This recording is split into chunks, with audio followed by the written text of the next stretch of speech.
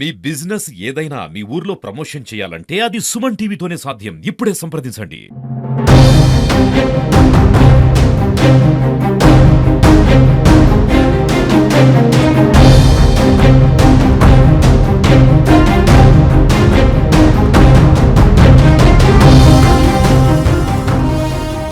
Road రవాణా శాఖ, BC సంక్షేమ శాఖ మంత్రి పొన్నం ప్రభాకర్ ఈరోజు సిద్దిపేట జిల్లా కేంద్రంలో పర్యటించారు. మార్క్ఫెడ్ ఆధ్వర్యంలో సిద్దిపేట వ్యవసాయ మార్కెట్లో ఏర్పాటు చేసినటువంటి కందుల కొనుగోలు కేంద్రాన్ని ఆయన ప్రారంభించడం జరిగింది. ఈ సందర్భంగా మంత్రి పొన్నం ప్రభాకర్ మాట్లాడుతూ రైతులు కందులను దళారులకు అమ్మి మోసపోవద్దని, ప్రభుత్వం ద్వారా కూడా 7,500 రూపాయల మద్దతు ధరను మేము అందిస్తున్నామని, ప్రతి ఒక్కరు కూడా మార్కెట్లోనే కందులను అమ్మి లాభాలను రైతులు ఆర్జించాలని కూడా ఆయన రైతులకు విజ్ఞప్తి చేశారు. జనవరి 26 నుంచి ప్రభుత్వం ద్వారా సంక్షేమ పథకాలను అందజేయడం జరుగుతుందని, రైతు భరోసా ద్వారా కూడా వ్యవసాయ యోగ్యమైన భూములకు మాత్రమే 12,000 రూపాయలను అందిస్తామని కూడా ఆయన తెలియజేసింది. రైతు కూలీలకు అంటే ఉపాధి పనిచేసే కూలీలకు కూడా 12,000 రూపాయలను ఖచ్చితంగా ప్రభుత్వం అందజేయడం జరుగుతుందని కూడా ఆయన కీలక ప్రకటన అయితే చేయడం జరిగింది.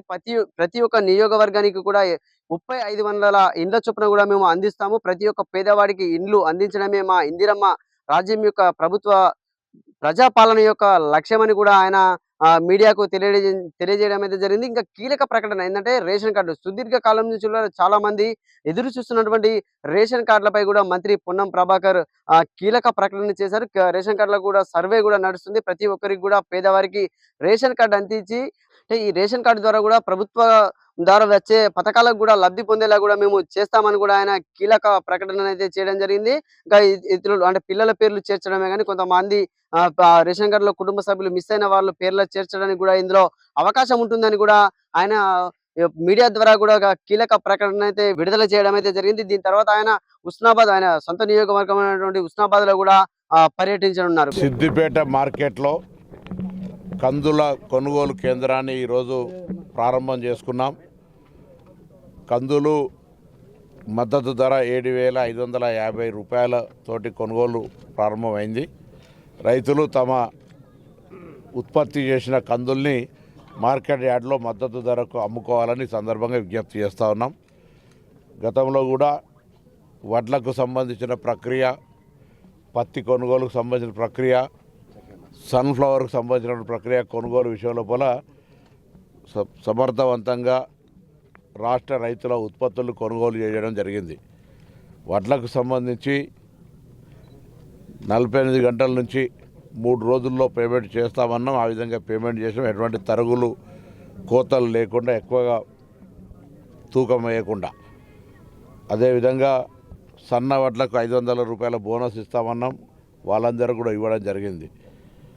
సో రైతాంగానికి సంబంధించి త్వరలో 26 జనవరి నుంచి రైతు భరోసా కార్యక్రమాన్ని కూడా వ్యవసాయ యోగ్యమైన, ఒకవేళ ఈ సీజన్కి వ్యవసాయం చేయకపోయినా వ్యవసాయ యోగ్యమైన గుట్టలు, చెరువులు ఇవి తప్ప, రోడ్లు, లేఅవుట్లు తప్ప అన్ని స్థలాలకు ఎంత ఎక్స్టెండ్ అనే లిమిట్ లేకుండా రైతు భరోసా కూడా ఇవ్వడం జరుగుతూ ఉంది.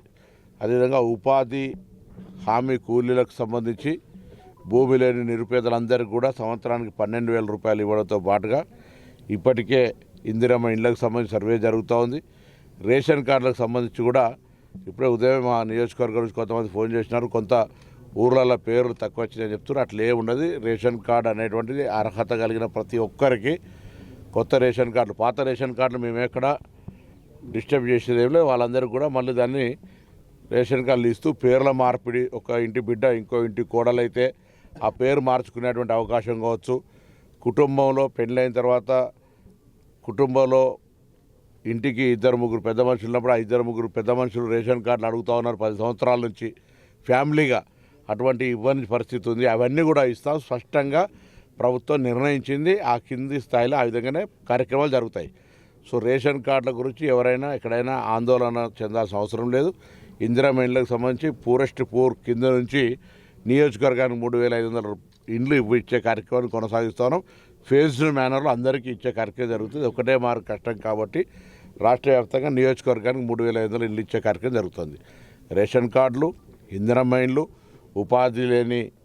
ఉపాధి హామీ భూమి లేని వాళ్ళకు 12,000 రూపాయలు, రైతు భరోసా కింద గతంలో ఉన్న 10,000ను 12,000కు పెంచి ఇవ్వడంతో పాటుగా రైతు రుణమాఫీకి సంబంధించి 2 లక్షల లోపు ఉన్నటువంటి వాళ్ళందరికీ రుణమాఫీ యాజ్ ఏ ఫ్యామిలీ గ్రూపింగ్ జరిగింది. 2 లక్షల పైన వాళ్ళకి సంబంధించి ఉన్నటువంటి ఆర్థిక పరిస్థితి దృష్ట్యా వాటికి కూడా ఒక షెడ్యూల్ ఇస్తాం. అది కూడా రైతులు ఆందోళన చెందాల్సిన అవసరం లేదు. సో ఈ ప్రభుత్వం రైతులకు సంబంధించి అన్ని రకాల చర్యలు, అన్ని రకాల కార్యక్రమాలు తీసుకుంటాను. త్వరలో వ్యవసాయ శాఖ మంత్రి కూడా ఇక్కడికి ఆయిల్ ఫామ్ అది నిర్మాణము, దాని తర్వాత ఈ ప్రాంతంలో ఆయిల్ ఫామ్ రైతులతో ఒక సదస్సు, కొంత మార్కెట్ కమిటీల ప్రమాణ స్వీకారం కొరకు వచ్చేది ఉన్నది. ఆ సందర్భంగా రైతులకు సంబంధించి ప్రాంతంలో ఇంకేదైనా అంశాలు ఉంటే కూడా వాటిని అక్రాస్ ది టేబుల్ కూర్చొని పరిష్కారం చేసుకోవడం జరుగుతుంది.